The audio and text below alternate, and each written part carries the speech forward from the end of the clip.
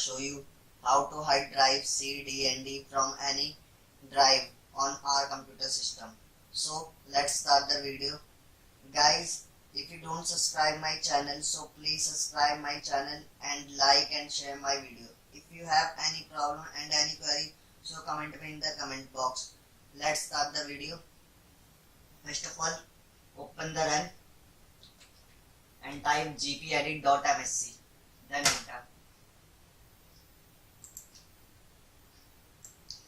Click on administrative templates and click on window component, then click on file explorer, click on hide the specific drives in my computer, click on enable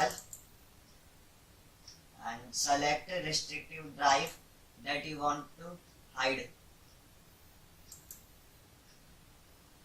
then apply, click on OK.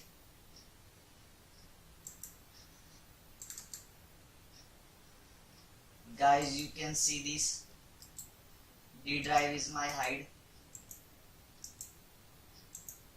Thank you for watching this video.